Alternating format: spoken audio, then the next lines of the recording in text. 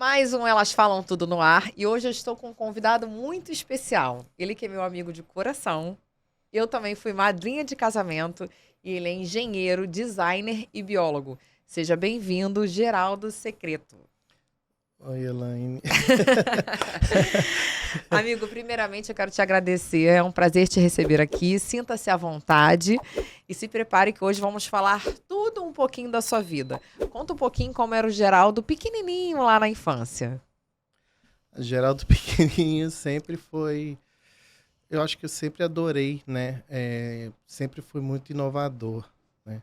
Sempre procurei inventar brincadeiras diferentes, sempre procurei organizar as coisas, né, na casa das minhas amigas. Então, assim, eu acho que essa veia minha de organização, de decoração, sempre veio desde pequenininho, né? Eu até brincava, às vezes, com as minhas primas de casa, mas não era porque eu brincava de boneca. Eu nunca gostei de boneca, mas eu gostava de arrumar as casas das bonecas. Que Então, legal. isso era bem engraçado, porque eu sempre dava um jeito de estar decorando as coisas desde pequenininho. E você nasceu aonde? Nasci em São Gonçalo. São Gonçalo. São Gonçalo. Meus Carioca pais, da Gema. carioca, com um pezinho em São Gonçalo. O que te influenciou na infância pelas suas escolhas acadêmicas?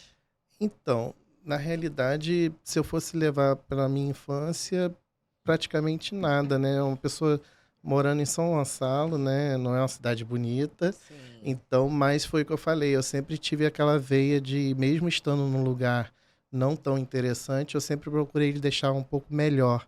Então, eu sempre estava participando de tudo que envolvia decorar alguma coisa, até na escola.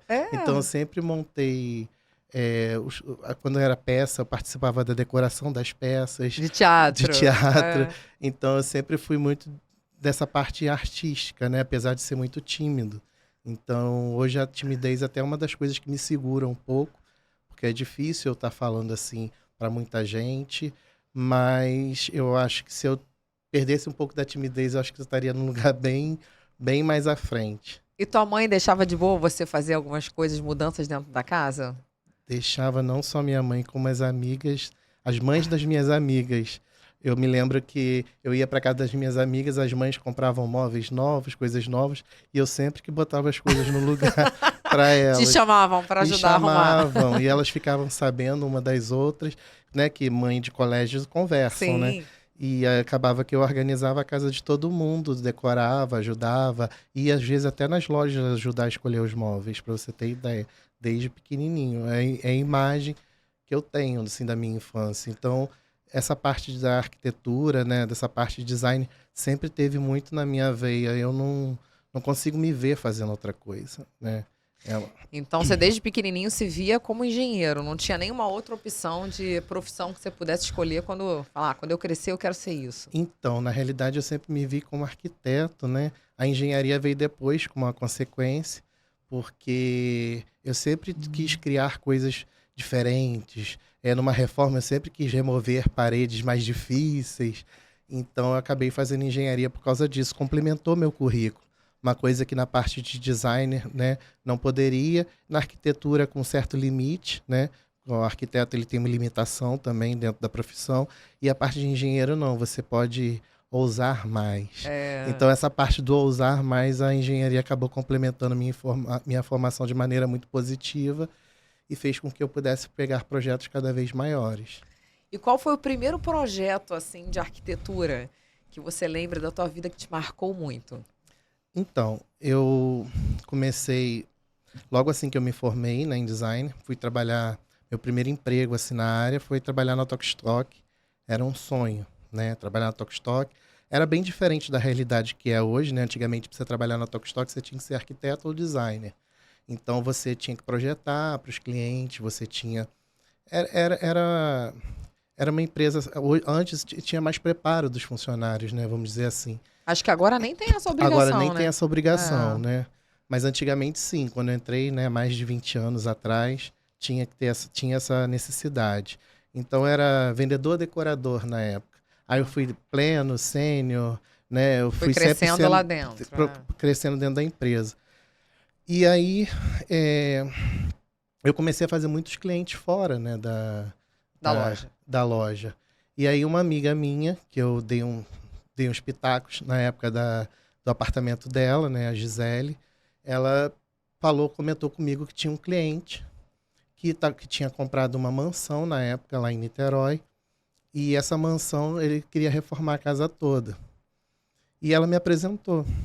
E aí o cliente me contratou, foi fazendo uns testes comigo, e eu acho que ele gostou do trabalho que eu acabei fazendo a casa toda. Então começou com um pedacinho e ele foi me testando.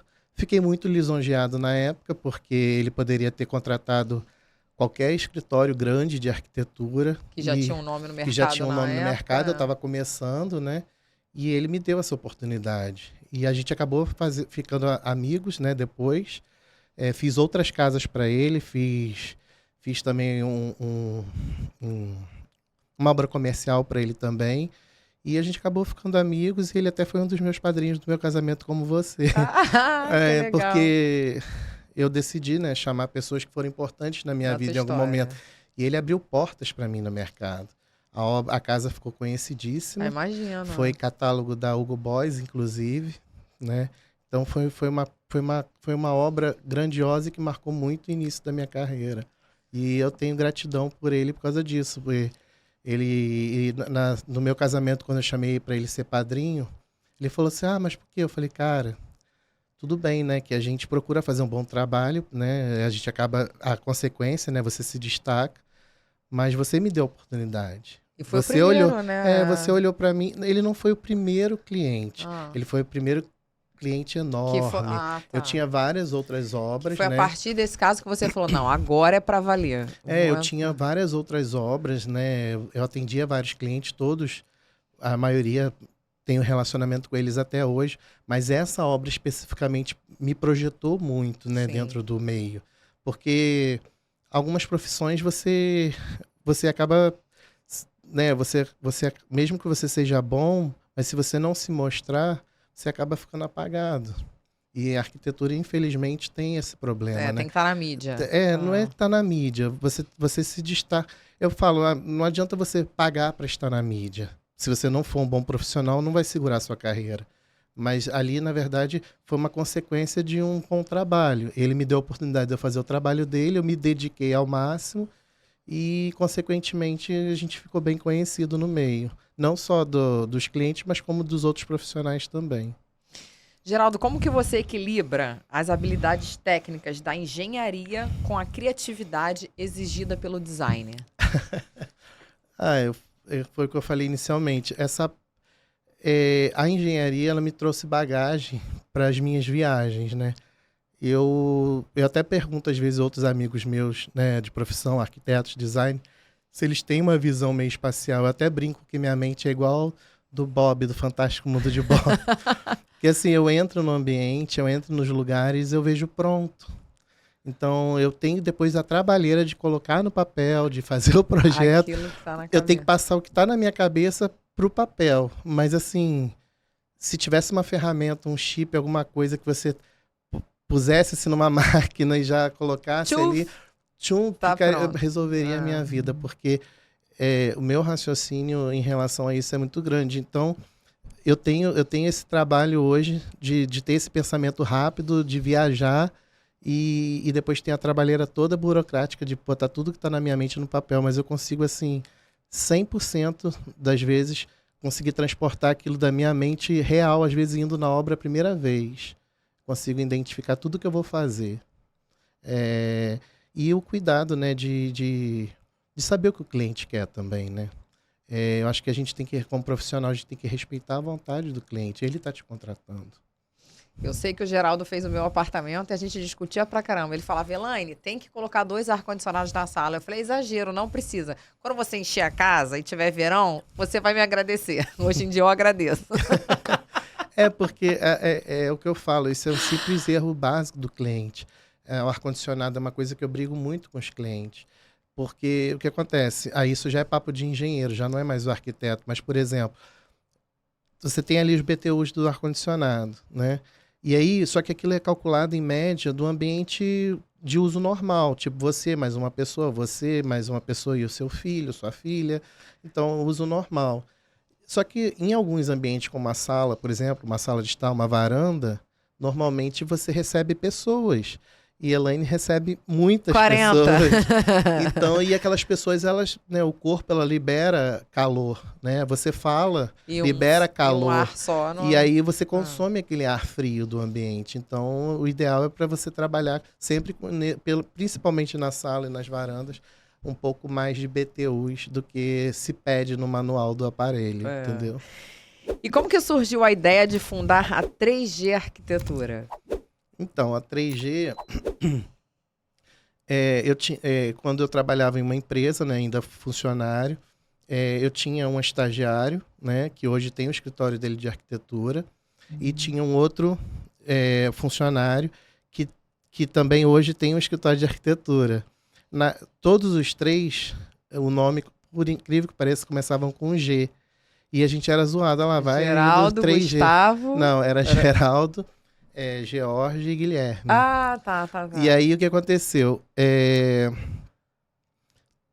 Eu falava assim, ó, quando eu sair da empresa eu vou montar o escritório, vai ser 3G então, porque nós éramos zoados, olha lá, os 3G. Aí brincava assim, só pode entrar na empresa quem tem o nome G. E aí, nessa brincadeira, e eu nunca blefo. Eu tenho uma coisa assim, eu sou muito determinado. Independente se aquilo vai ser continuado com quem está ali do meu lado ou com outra pessoa, não. Mas se eu ponho alguma coisa na minha cabeça, aquilo para mim é meu objetivo. E eu saí e montei, né, o escritório, né, num dia, né, montei meu escritório. E depois até falei, ó, gente, já montei, só que o pessoal já não queria, né, já estou montando aqui, já estou montando ali. E eu continuei a empresa e ficou 3G. Depois veio o meu sócio hoje, o Gustavo, que por incrível que pareça com G. E agora o último... Eu achei que ele estava contigo desde o início. Não, o Gustavo veio depois. E agora veio o Marcelo. Só que aí a gente brinca com o Marcelo, não vai ter como mudar o nome, mas como ele é gay também, ficou 3 gays. 3 gays. Então, assim, de qualquer maneira... Manteve o 3G. Manteve o 3G de alguma forma. Entendeu? Então, ficaram os 3 gays lá nas 3G.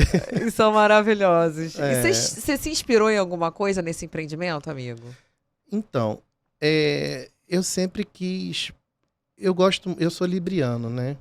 Libriano, ele gosta muito da beleza, né? Do equilíbrio. Então, eu sempre quis trazer beleza na vida das pessoas, independente se é rico, pobre, né? E o que acontece? Eu queria exatamente transportar aquela beleza, independente de quanto ela custe para a pessoa, para a realidade. E como não através da casa delas? Eu acho que a casa, depois da pandemia, inclusive, as pessoas, né, tiveram um pouco mais de preocupação, inclusive com o lar, porque ficaram presas dentro de casa. Mas essa preocupação eu sempre tive. Eu sempre, nem quando eu não tinha condições financeiras, assim que eu tive meu primeiro casamento, minha casa sempre foi arrumada. Eu tinha 20 carnês da Casa Bahia na época, e minha casa sempre foi bonita. Ninguém acreditava que os móveis eram da Casa Bahia. E porque eu deixava de forma que ficasse bonito. Então, dessa forma, foi acontecendo, o que eu te falei, assim, foi sendo natural. Então, eu acho que montar essa empresa era a forma de eu poder trazer e realizar também o sonho de pessoas. Eu acho que quando você realiza o sonho das pessoas, você vibra uma energia boa e essa energia você acaba colhendo dela também. Eu acho muito por isso que eu tenho muito cuidado em não destruir o sonho das pessoas. Procuro entender o que o cliente quer. Não nada contra, mas, por exemplo, tem escritórios hoje que seguem mais linha, eu faço projetos mais modernos, eu faço mais rústicos. A 3G não faz isso. A 3G ela desenha o que dentro, lógico, né, das técnicas, né, de arquitetura, dentro dos conceitos de arquitetura que são vários, como na moda, mas a gente procura transportar o sonho da pessoa, né, e deixar esse sonho mais real. E como real é construindo esse sonho, né, tirando do papel e transformando no lar da pessoa. E o Geraldo, na verdade, além dele ter um ótimo bom gosto, Ele é mega organizado. Que a casa dele, gente. Até eu choquei. Eu tenho Você abre o toque. armário, produto de cosmético, produto de limpeza, caixinha para secador, caixinha para tudo, é tudo em caixas. Eu falei, gente, que é isso? Aí ele, mas você não tem trabalho, porque ele escreve na caixa o que tá dentro da caixa. Então a pessoa não precisa nem se preocupar, não. Secador, então abre a caixa, tem um secador. Ah, então. As pessoas, por exemplo, vão na minha casa É em organizer. Angra. Não, as pessoas às vezes vão na minha casa em Angra. E assim, teve um dia até que um convidado falou assim, que eu não fui, né? Acabou a pessoa indo. E o convidado falou assim, poxa, eu não preciso nem te perguntar onde estão as coisas. Tá tudo escrito. Quando eu abri o armário, eu já sabia onde eu pegar cada item. E eu acho isso legal, porque imagina só, você ter que ficar abrindo um monte de gaveta, um monte de, né, procurando as coisas. Eu tenho pavor disso. Até para você saber se você tem coisas que você usa ou que você não usa. Porque eu sempre me desfaço daquilo que eu não uso. Sempre dou alguma coisa para alguém. Também. Então, mas como é que você faz? Você sabendo o que você tem. Como é que você vai saber o que você tem organizando as coisas? Então, eu acho que essa é uma parte minha, assim, super... Até na empresa eu sou assim, né? Eu gosto de organizar pagamentos, tudo dessa forma. Desde o início, você sempre teve em mente a abordagem inovadora de oferecer soluções completas, abrangendo tanto a engenharia, a arquitetura e o designer de interiores, ou completou depois? Eu sempre tive essa vontade. Inclusive, assim, acho que Deus criou a gente, né, para viver em conjunto, viver em comunidade, né? E eu sempre, lógico, a gente precisa sempre do outro. E essa parte, por exemplo, de você conseguir integrar tudo, que o meu plano inicial era, o Geraldo é bom no design, o Geraldo faz essa parte, fulano é bom, por exemplo, na parte de engenharia, faz essa parte. Então a ideia sempre foi a empresa trabalhar em conjunto, né? Eu nunca me vi sozinho, por isso até o nome neutro, né? 3G não é o escritório do Geraldo, não é o escritório do Guilherme, do George, do Gustavo, né? Eu nunca quis uma equipe. Eu nunca quis nada só para mim. Sozinho. Né?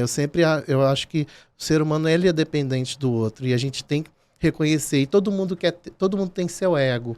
Então todo mundo quer aparecer um pouquinho também. Então por isso que eu fiz neutro. E aí o que aconteceu? Eu ter feito a engenharia depois foi justamente porque eu tive problemas, como eu te falei, de eu depender de pessoas e às vezes as pessoas não andarem com a mesma velocidade que eu, entendeu? Então, assim... Atraso de projeto. Eu tenho pavor disso. Eu gosto de manter as coisas muito em ordem, como você mesmo falou, eu sou muito organizado. E eu não quis mais ficar na mão das pessoas, mas para você ter ideia, mesmo eu tendo as formações...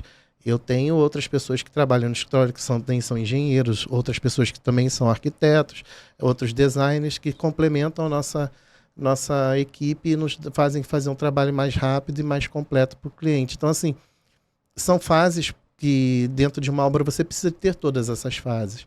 Então, não tinha como eu trabalhar sozinho e nem ficar fechado a um único espaço, né, dentro do meio de trabalho. E hoje você faz as três, né? Tanto a parte de engenharia, quanto a parte de design e quanto de interiores. Sim.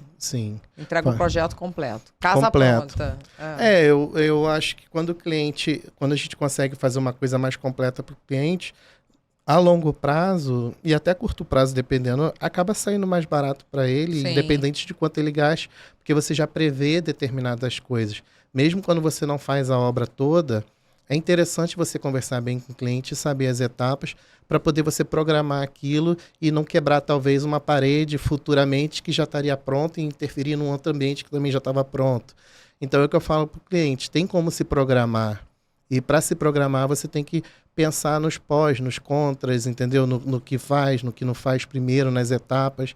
Não adianta atropelar etapas numa obra. Para você economizar, você tem que seguir as etapas de maneira correta. E essa é uma forma. Como que aconteceu a expansão da empresa que surgiu em Niterói, passou para o Rio de Janeiro e agora atende todo o Brasil, inclusive no exterior? Conta um pouquinho aí. Então, Elaine, meu escritório começou em Niterói realmente, né? Eu morava em Niterói, morei em Niterói há alguns anos, era casado, né? Com a mãe do meu filho. E eu tive um divórcio muito difícil, né? Quando me divorciei dela, bastante conturbado. Eu tinha um apartamento, né, aqui na Barra, que eu tinha comprado na época na planta. E eu tinha uma sala comercial também, mas nada estava montado e tava vazio. Eu até ia vender, sabe? Tipo assim, eu comprei para negócio, Investir. para investir. Ao invés de ficar comprando besteira, eu vou lá e compro um imóvel, que eu acho que é o melhor investimento que você pode fazer, ainda hoje. E aí o que aconteceu? Eu me separei e eu vim com a cara e com a coragem pro apartamento. E mantive, né, meus clientes em Niterói. Só que assim, Deus é tão bom que, de certa forma, eu fui pegando clientes aqui no Rio, pegando clientes no Rio, pegando clientes no Rio. E eu acabei deixando meu escritório em Niterói na mão, né, de funcionários e tudo, mas eu fazia as obras, mas eu não administrava o escritório, administrava aqui. Depois de um tempo, eu acabei tendo que fechar o escritório lá, porque na mão das pessoas é o que eu falo, né? Não anda. Não anda, e fiquei com o escritório aqui. E foi crescendo, crescendo, crescendo e inverteu. Hoje eu atendo menos pessoas lá, mas ainda atendo em Niterói. Né? Até terminei uma casa lá de clientes meus antigos de 15 anos atrás, me recontrataram para fazer uma outra casa para eles. É mesmo? E eu achei super fofo deles, me procuraram na internet. De lembrar. É porque gostaram muito. Nossa, gostaram muito. Eu montei o primeiro apartamento deles assim que eles estavam com filha recém-nascida, tinham acabado de casar. A filha deles hoje é advogada. Aí você tem noção. Oh. E eles me mandaram falando assim... Aí que a gente começa a ver que tá ficando velho, né? Também.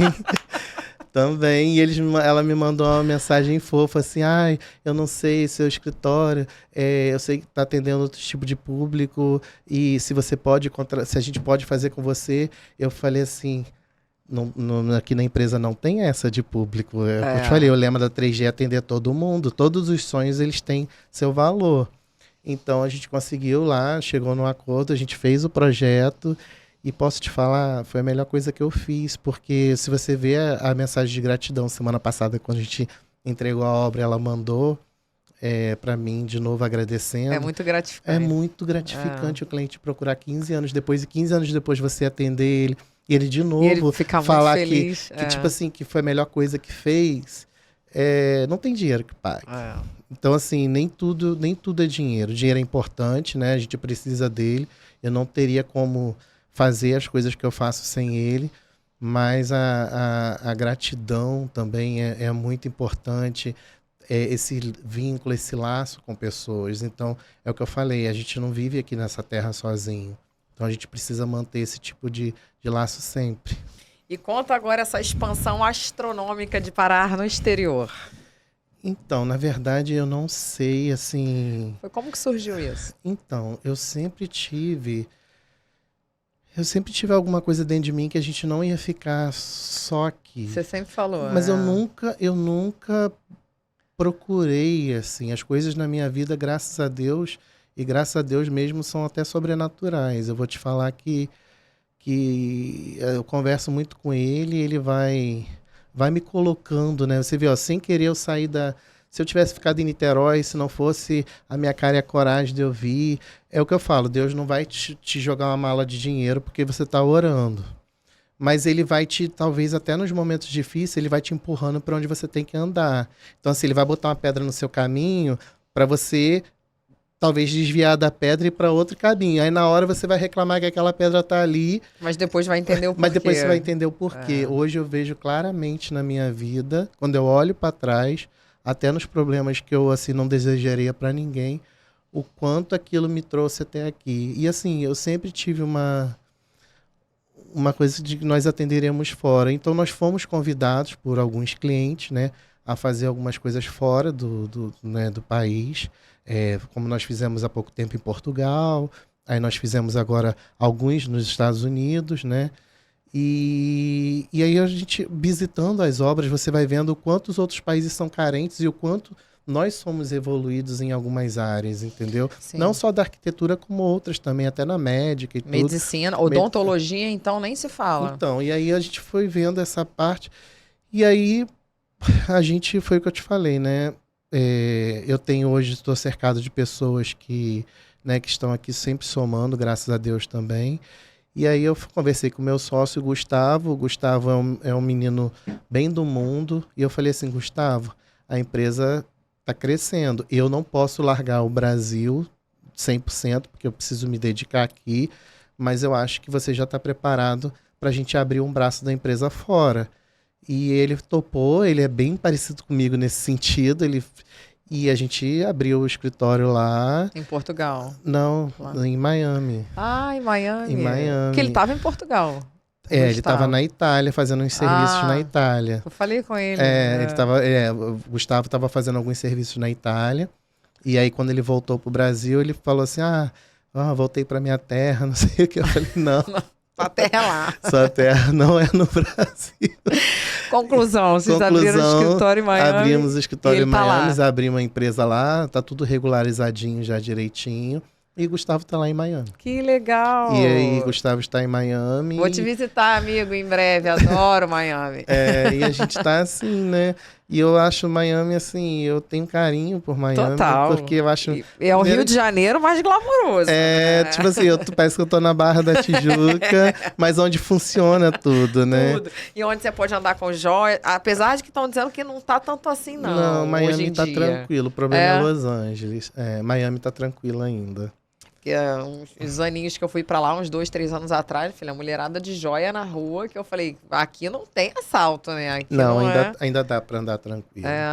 E que posso bom. te falar, Elaine, até um recado pros nossos amigos de profissão.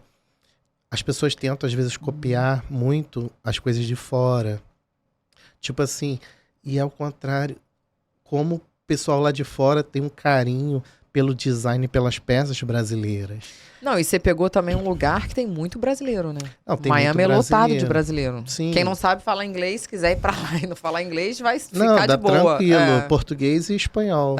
Espanhol, então, na verdade, seu inglês você não precisa pra nada. Mas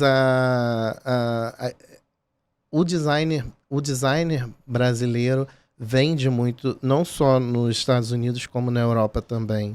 Não é à toa que tem muitos designers brasileiros fazendo muito sucesso na Europa, inclusive em Milão, que é a principal feira hoje de decoração. Então, assim, eu acho que a gente tem que levantar a bandeira, por mais que o nosso país seja dificultoso para tudo, mas a gente mostrar que, assim, que a gente tem força e que a gente está aí para um bom brasileiro, né? Não desistir nunca. Nunca. Amigo, e além de engenheiro, você também é biólogo. Essa faculdade era um desejo pessoal ou veio para somar na sua profissão e na sua empresa? Na realidade, isso aí foi quando eu me formei muito cedo, né? Eu sempre fui muito... Tudo meu sempre fui muito precoce. Então, eu me formei muito cedo, com 16 anos. Eu estava formado e eu queria fazer arquitetura na época. Eu passei, só que eu não tinha como ir, porque a faculdade era integral. Eu não tinha dinheiro para pagar passagem para ir para a faculdade. Eu não tinha dinheiro para nada. E aí, na época, eu fiz umas provas para outras faculdades e acabei passando em biologia. Que essa biologia, eu, além de não pagar a faculdade na época, que eu não tinha dinheiro para pagar, por que eu escolhi a biologia? Porque tinha a cadeira de botânica. Eu falei assim, já que eu não consegui fazer arquitetura, eu vou fazer paisagismo, que é mais ou menos um pouco perto do meu sonho, né? Sim, que hoje usa muito, né? E acabou. Hoje foi a melhor coisa que eu fiz, porque a sustentabilidade está super em alta. E é o que eu te falei, tá vendo como é que Deus é? Eu dei uma volta para chegar onde eu queria, porque depois eu fui fazer design, fiz engenharia e tudo, mas foi uma coisa que... Deus nunca me fez perder tempo. Me fez chorar algumas vezes, não é Deus me fez. Mas na realidade ele foi me moldando. Então assim, chorei muito na época quando eu não pude fazer arquitetura, não entendia. Queria ter feito na época, mas... Porque eu queria estudar, tinha passado. Todo mundo quer passar. Aí você imagina você passar e não poder ir. Pior ainda. E aí eu falei com Deus. Eu falei assim, eu vou enfrentar isso e fui... E hoje faz parte do meu currículo. Bom, você falou essa palavra hoje muito usada atualmente, sustentabilidade. Como que você enxerga a importância desse tema nos projetos atuais? Eu acho 100%, eu acho, na verdade, 1000%. Eu acho que se a gente pudesse reaproveitar um pouco da água ou uma casa escura, a gente pudesse aproveitar a iluminação natural que a gente pode ter através de um projeto bem elaborado, diminuir um pouco o calor delas para poder não ter que utilizar tanto ar-condicionado. Acho que tudo isso envolve a sustentabilidade, entendeu? Reaproveitamento das águas, nossas contas estão cada vez mais altas de energia, de água. Além de ser alto e caro para a gente também está danificando o planeta, Sim. né? Então, assim, a população está cada vez maior e isso, acho que se cada projeto a gente pegasse pelo menos 10% dele e fizesse ele sustentável, a gente ia diminuir agressivamente Sim. o impacto mundial. Na verdade, eu estou construindo a minha casa lá na Alphaville, aqui na Barra da Tijuca. O imóvel valoriza muito quando quando você coloca a placa solar nos telhados para captar o calor do sol. Quando você faz um poço para reutilizar a água da chuva. A casa, assim, é toda preocupada por um sistema de sustentabilidade. Eu acho que se preocupar com isso, você depois... É lógico, na hora da execução você acaba gastando um pouquinho mais, Sim. mas isso aí se paga assim muito rápido. Óbvio, Então, assim, é uma coisa que eu acho que conta de luz, mundo... então? A conta de luz Quem não faz isso, eu já até perguntei para alguns moradores de lá, quem não colocou placa solar gasta uns 3, 4 mil reais de luz mês. E quem fez não gasta nem 800. Numa casa de 3 andares? Então, minha casa de Angra, por exemplo, até a fossa é sustentável. Para você ter ideia, a água sai quase que potável. Tipo assim, lógico, não vou botar ela no filtro, vou botar na geladeira e vou beber. Mas ela serve para fazer regas, ou então até quando você descarta no ambiente, você está descartando algo que não está contaminando. Então, eu acho que a conscientização é muito importante. Não é uma bandeira que eu estou levantando, tanto que minha formação é antiga, né? Antes disso ser moda.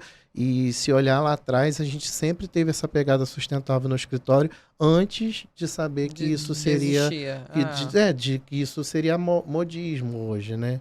Então, eu acho que se todo mundo pensasse assim, a gente teria um mundo melhor. Sim.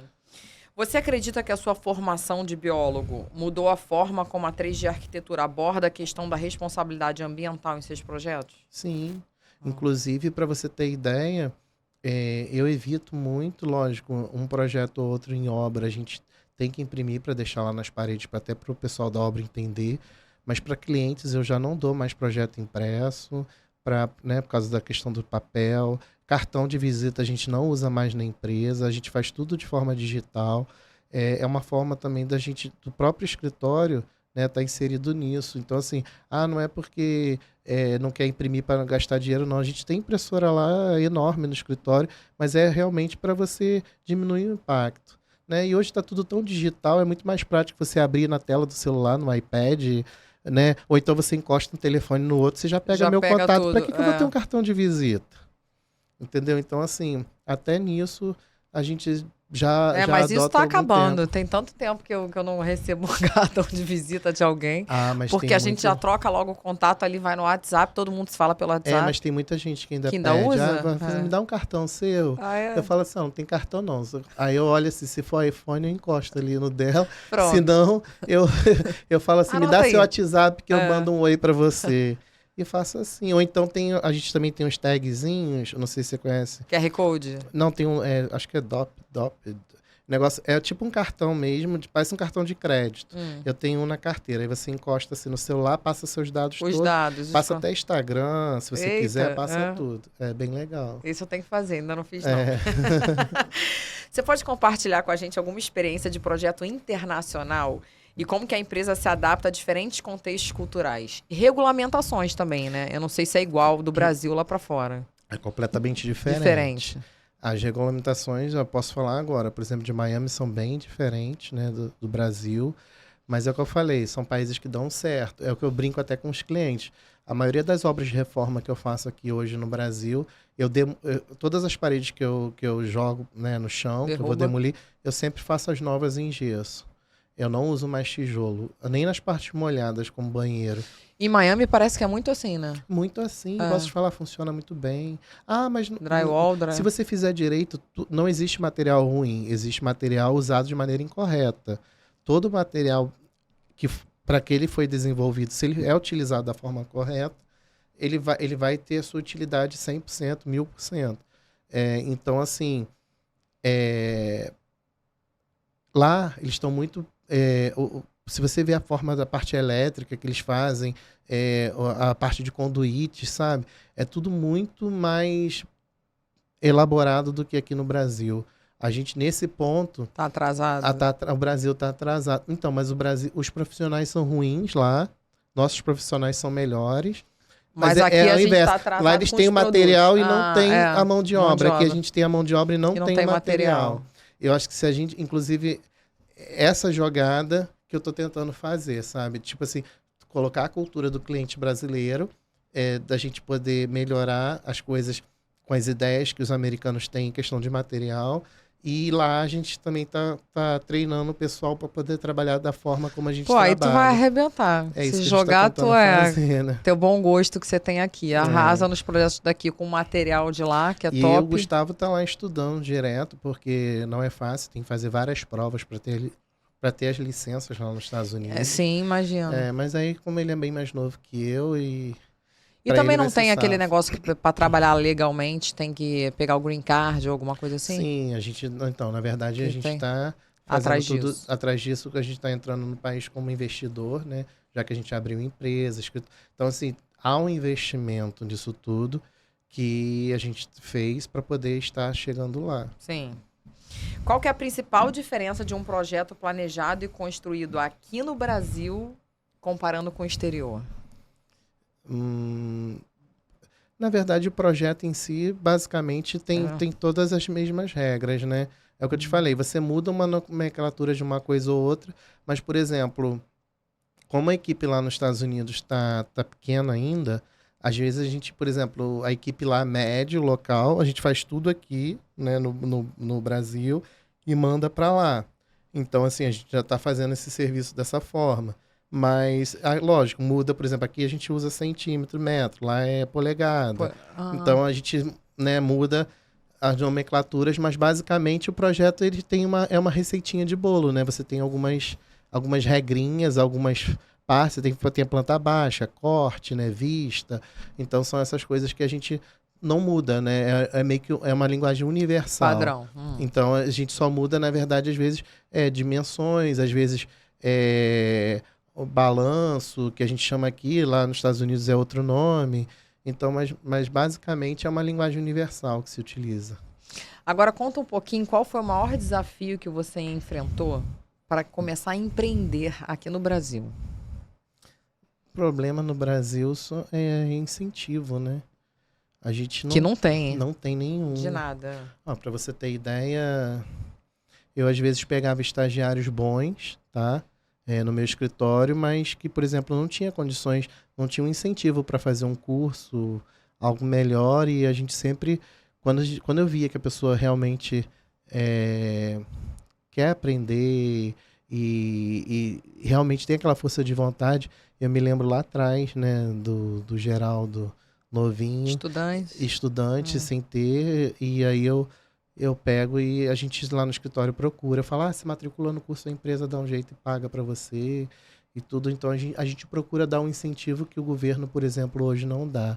Então ser empresário hoje no Brasil, o problema são os impostos também, que são diferentes, por exemplo, dos Estados Unidos. Nos Estados Unidos, você chega lá, tem lá o valor da mercadoria na etiqueta. A mercadoria é aquilo, mas aquilo não tem imposto. Você chega no caixa, é calculado o imposto na hora. Você paga o imposto uma vez só. Aqui no Brasil, o fabricante paga o imposto, aí você pega aquele item, você vai revender o item, você tem que pagar o imposto de novo. Você tem que pagar só a diferença que é o seu lucro. Não, aqui a gente paga duas vezes. Então, isso é ruim, mas eu vejo que é um problema que nós temos desde o... Histórico. Se não vai mudar, a gente tem que se reinventar e não ficar parado reclamando. E é o que a gente faz. Mas eu Porque acho vai que demorar décadas e décadas para mudar e se mudar. acho que basicamente é incentivo. Incentivo em todas as áreas, né? Desde incentivo fiscal até incentivo para estudantes. Eu acho que o nosso problema maior é incentivo. Eu fiquei tão feliz agora de saber que uma bilionária lá de fora, até esqueci o país, uma coroinha doou 1 bilhão, sei lá quantos bilhões para pagar a faculdade de medicina dos alunos, que eles ficaram. Soube disso? Não, não soube, Elaine. Não. Eu fico um pouco fora. Eu vejo coisas que aparecem para mim, né? Durante a pandemia, eu tirei várias coisas de notícia porque na época da pandemia ficou um pouco tóxico, né? Tava lá, a gente não sabia se a gente ia viver até o dia seguinte, o pessoal preocupado com fofoca de fulano, com Beltrano, quem traiu, quem não traiu, quem fez, quem não fez. E eu acho que o problema que nós tínhamos era muito maior do que uma traição, do que um roubo, do Sim. que... Então, eu meio que... Então, assim, foi falar assim, você fica sabendo? Eu fico. Sabe aquelas notícias que você abre o Instagram ou abre o coisa e aparece ali na hora? Senão você não fica Senão sabendo. eu não procuro saber. Não, foi ótimo você ter falado de pandemia aqui. Eu sempre faço essa pergunta para os empreendedores que vêm aqui. Nesse período de pandemia, teve uma influência muito negativa nos seus negócios ou positiva? Porque todo mundo começou a querer reformar a casa, por estar mais em casa, passar mais tempo em casa. Inclusive, agora as pessoas trabalham muito em home office. Então, para você, foi bom pós-pandemia ou não? No teu mercado? Pós-pandemia foi bom, entre aspas. Realmente nós tivemos mais trabalho, né? Porque as pessoas ficaram realmente mais preocupadas em relação a ter um lar melhor, já que ficaram presas, né? Mas ficou ruim para o mercado, porque tudo ficou muito caro pós-pandemia. Hoje, e teve o boom imobiliário. Então, antes da pandemia, eu comprava uma lata de tinta Souvenir por R$190. Hoje custa quase 600. Então, assim, são muitos por cento em cima de diferença. Então, às vezes, você vai fazer uma simples pintura numa casa, custa uma fortuna. E o cliente fala, mas não é problema do arquiteto, do decorador, do engenheiro. Do mercado é atual. mercado. Eu falo para o cliente, às vezes, eu deixo bem transparente no escritório, eu falo assim, eu preciso desse material, se você quiser, você lista. Normalmente a gente consegue um preço melhor, porque a gente compra muita quantidade para outras obras também, mas ficou muito caro. Então, às vezes, inviabiliza determinadas coisas para o cliente isso. Então, assim, por esse lado, ficou bem negativo. Questão do home office é outro problema. Nosso país não é um país com a cultura das pessoas lá fora. Elas têm responsabilidade, mesmo em casa, com horário? em cumprir horário. O home office no Brasil não, porque a pessoa acha que está no home office, que ela pode ir no cabeleireiro, que ela pode ir no mercado, que ela pode isso, que ela pode aquilo. Eu acho que home office é trabalho em casa. Você tem que cumprir seu horário ali. E eu tive problemas grandes no escritório, porque eu deixei a equipe na época da pandemia. Gustavo e eu ficamos trabalhando sozinhos. O restante da equipe nós deixamos todos em casa e a gente pagou o salário de todo mundo durante toda a pandemia. E tiveram pessoas que, quando falou para voltar, não quiseram voltar, queriam continuar em home office. Eu falei, ok, pode ficar em home office, desde que não deixe os trabalhos atrasados. Cansei de ligar para funcionário. Olha, eu tô precisando disso aqui para tal horário. Peraí que eu vim na rua resolver o negócio. Poxa, se pode ir na rua resolver o negócio, você podia estar no escritório trabalhando. Então, assim, eu conversei com outros profissionais também, né, para saber se o problema era só eu, porque todo mundo me vê assim, fala manso, bonzinho, e acha que pode fazer o que quiser, mas não, parece que foi generalizado. Eu acho que não só no nosso setor, mas como outros também. Home office no Brasil, infelizmente, não dá certo, tá? Na Europa eu vejo pessoas trabalhando em casa, cumprindo horário, como se estivesse na empresa. Estados Unidos também. Esse é um problema da nossa cultura, não dá certo, não foi legal. Só que agora foi implementado aqui, né? Eu tô falando até pelo meu irmão, que é chefe da Caixa Econômica Federal no setor de TI. Ele trabalha, acho que ele só vai uma vez no centro da cidade agora na Caixa, o resto é tudo home office. Mas aí acho que a Caixa que não cumpre, porque ele trabalha até 8, 9, 10 da noite, mas ganha o extra. O extra. Então, mas é o que eu tô falando. Eu não me importo, tipo assim, nossa, se todo mundo trabalhasse em casa e me mandasse as coisas eu não teria problema algum. Eu quero resultado, eu não quero a pessoa ali. Só que assim, para mim e para algumas pessoas que eu conheço, Infelizmente não deu certo devido a isso. As pessoas não cumpriam o horário de trabalho. Ah, não, não deu. E não foi com um, com dois, vários funcionários eu tive problema com isso. Então, assim, é complicado. É complicado, é injusto. Com quem está trabalhando, inclusive. Sim. Né? Agora, mudando completamente de assunto da parte de trabalho, vamos falar um pouquinho da sua parte amorosa.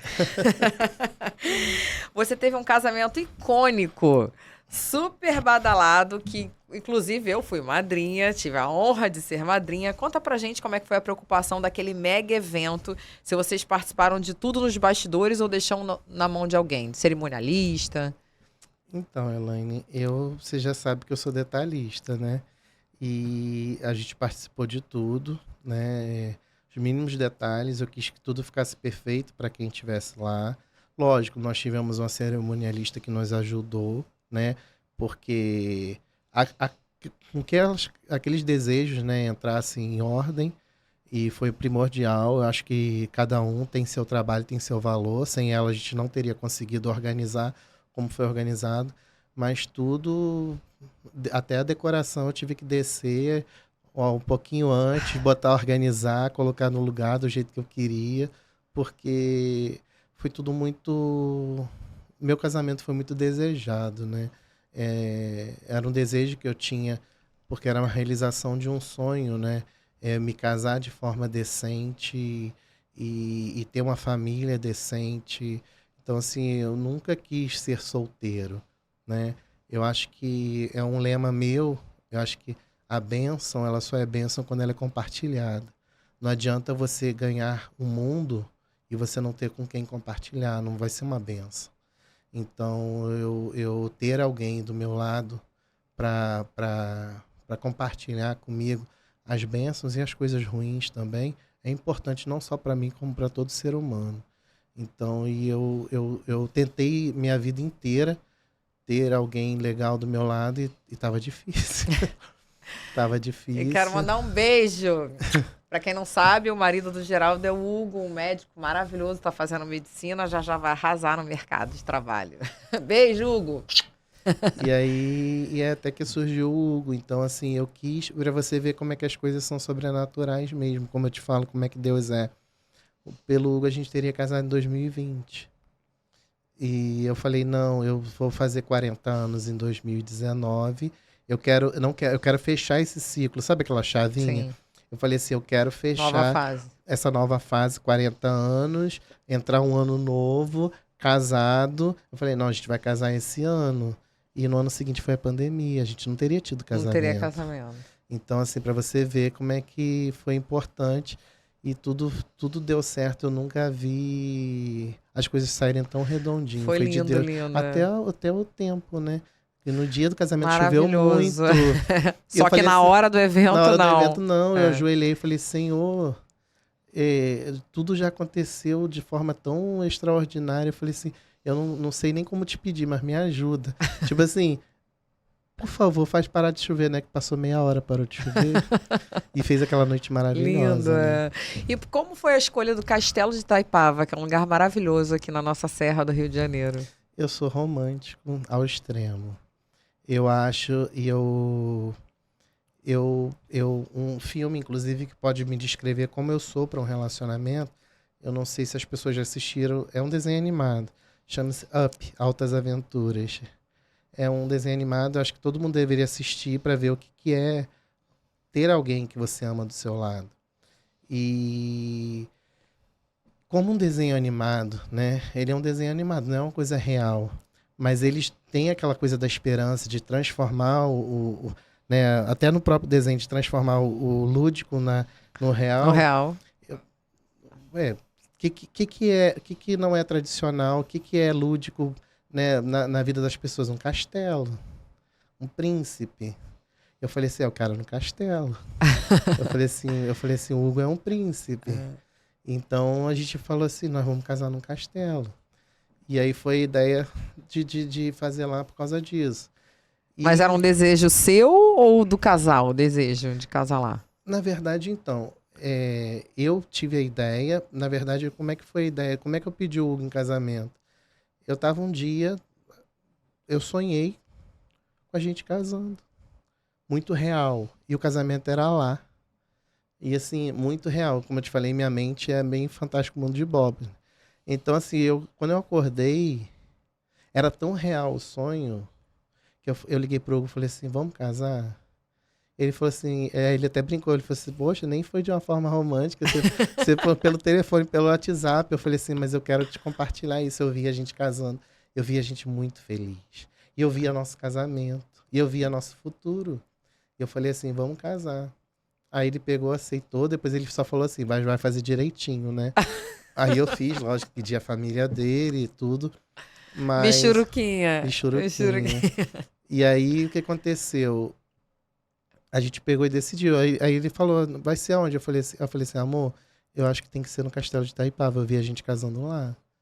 E aí a gente decidiu fazer. E uma das cenas, inclusive, que tem no nosso casamento é a questão dos balões. Não sei se você lembra. Lógico. Então, isso eu peguei do filme. Linda. Mas então, mas qual é a cena do filme? Tem os balões no filme, né? Mas não desse jeito que a gente fez. Mas quando a gente fez a projeção lá mapeada, tinha os balões de mentirinha. E qual era a ideia? É que assim, os balões de mentirinha, se você olha no vídeo, eles tem uma hora que parece que eles estão se transformando em balões de verdade. Então era justamente a mensagem era: acredite que o seu sonho pode se transformar em realidade. E tipo assim, os balões de mentira viravam balões de verdade e encheu o céu de balões. E pra mim era isso. E em pleno século XXI, vocês ainda sentiram alguma resistência ou preconceito por parte das pessoas? Num casamento com... Não, na verdade eu posso te falar, eu nunca tive preconceito na minha vida. Lógico, quando eu era pequeno eu sempre fui diferente. Eu não sabia o que era, né? Eu fui saber depois quando me divorciei que realmente eu era gay, né? Tanto que você casou primeiro com uma mulher. Uma mulher. Mas na verdade assim, tem um filho. Eu nunca quis ser gay. Eu não escolhi ser gay.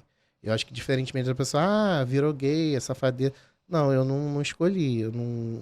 Hoje é nítido, você não escolhe isso. Eu acho que se todo gay pudesse escolher, realmente, ele ia escolher o caminho mais fácil. O ser humano gosta do caminho mais fácil. Sim. Qual é o caminho mais fácil? Ser hétero. Mas assim, eu tinha dúvida. Ser do jeito que nasceu. Eu tinha dúvida. Eu não sabia se eu achava um homem bonito, se eu desejava, se eu queria ser como ele.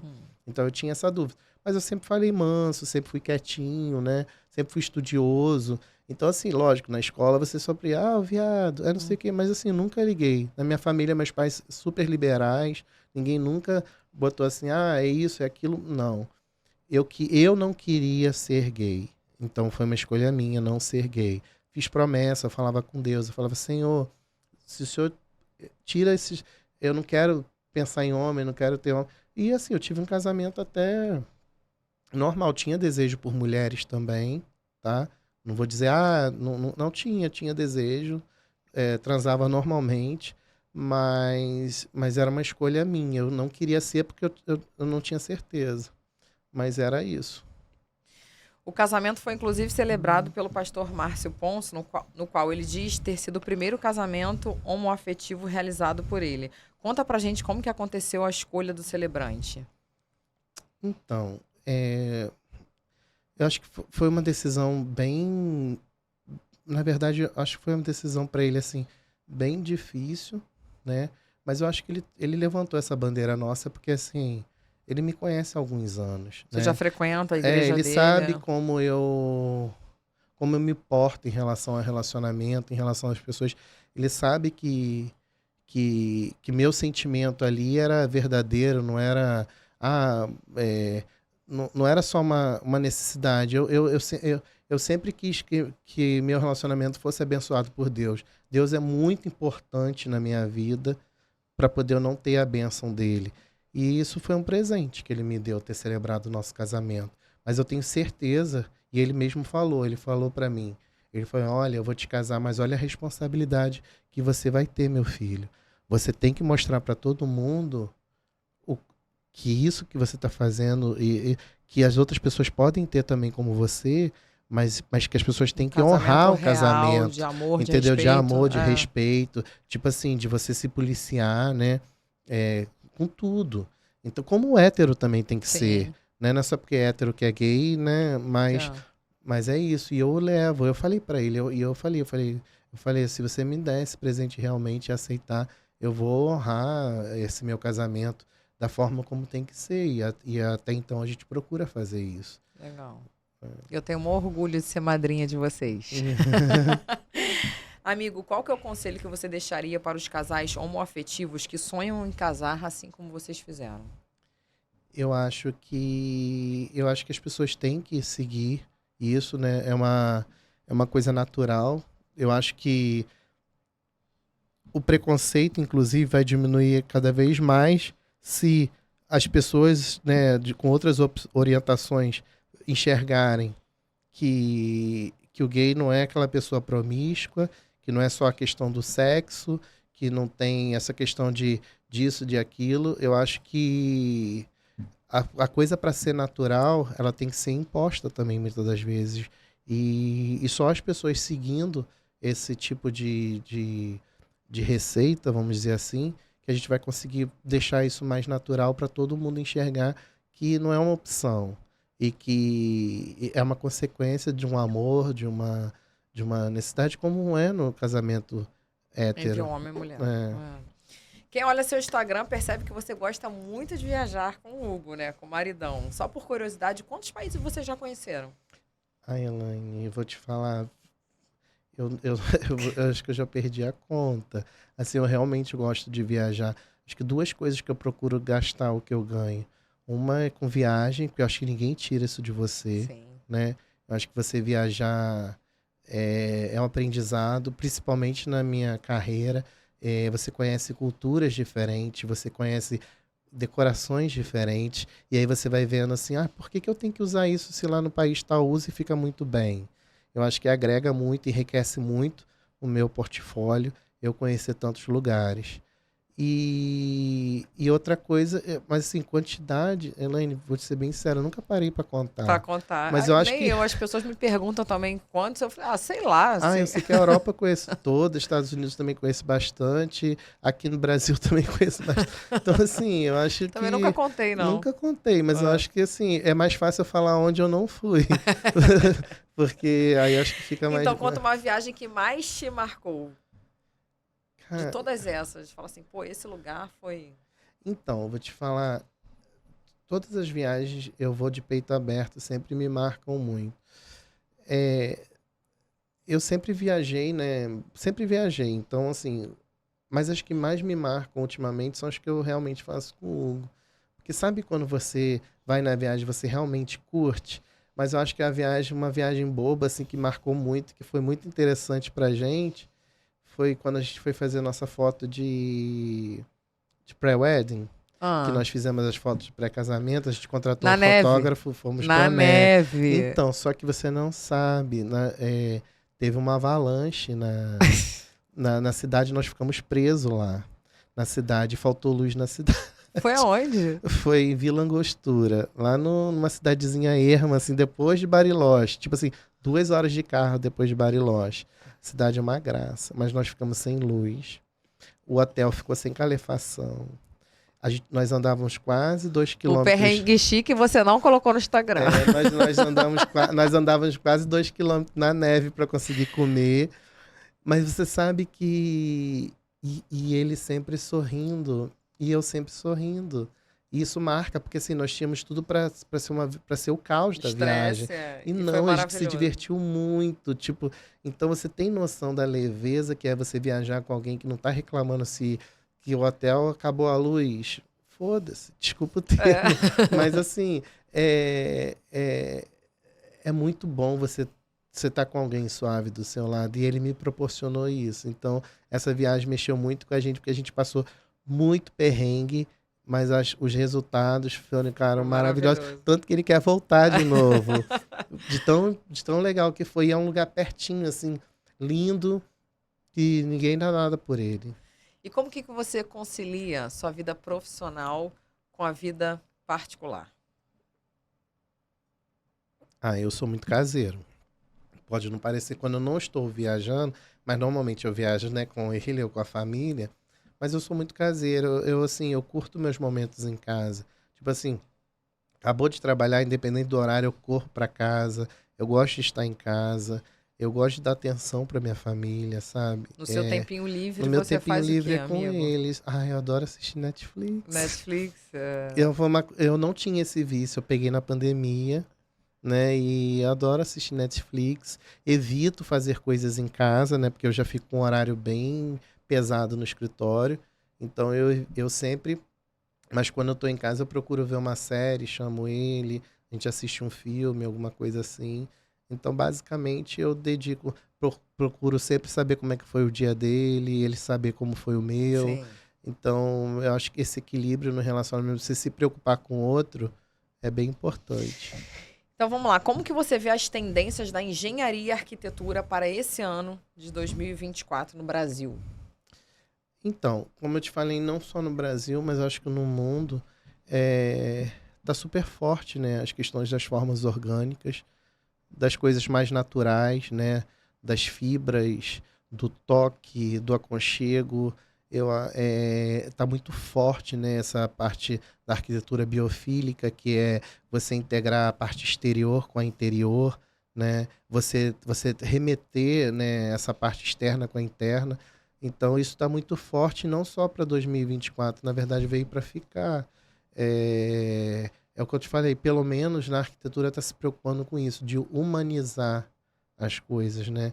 Nessa era digital, a gente está se preocupando em muito humanizar os espaços, em trazer aconchego, conforto, para poder continuar esse toque, né, do ser humano, o que está se perdendo muito com essa parte digital, infelizmente, hoje em dia. Amiga, agora quero te presentear com 2 vouchers da melhor churrascaria do Rio de Janeiro, Barra Grill, pra você levar o maridão, o Ah, Hugo, obrigado. num dia que você tem um tempinho, que gosta de comer uma boa carne. Obrigado. E agora, para finalizar, deixa uma mensagem para quem está começando agora a sua carreira e te vê como uma inspiração e pretende trilhar um caminho de sucesso parecido com o teu. Olha, eu acho que o sucesso é uma consequência, né? Eu acho que para quem está começando, primeiro é você saber se realmente você está fazendo aquilo que você ama. Quando você faz aquilo que você ama, você deixa de ser trabalho, vira prazer. Por mais que você tenha problemas ali, mas tudo que é feito com prazer, você dá mais gás, você dá mais atenção. E eu sempre procuro fazer tudo com prazer, independente de como seja o cliente. Eu acho que às vezes eu até me frustro, porque quando às vezes o cliente fala assim, isso aqui. Eu sempre tento enxergar com os olhos dele, porque eu quero que ele se identifique com aquilo que ele está olhando. Então, eu acho que procurar se pôr no lugar do outro, né? E fazer com prazer. O resto, com certeza, vai ser sucesso. Fiquei muito feliz de te receber aqui, viu? Você estava todo nervoso no início, falei que era um papo descontraído. Eu sou muito tímida, porque eu tô olhando só para você. Se eu olhar para as câmeras, eu não vou conseguir. Obrigada pela participação, você contar Eu um que pouquinho do seu agradeço, sucesso para nós e dizer que eu sou muito, muito, muito feliz também, de ser sua madrinha de casamento. Tenho muito orgulho de você como ser humano, como profissional. Obrigado, E obrigado. sei que você tem uma família linda.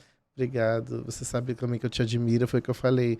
Meus padrinhos do meu casamento foram pessoas importantes em determinadas etapas da minha vida e você foi uma delas. Então, assim, nada é à toa, nada é por acaso, né? Deus sempre coloca Acredito as muito pessoas nisso. certas na nossa vida e você é uma delas. Obrigada, amigo.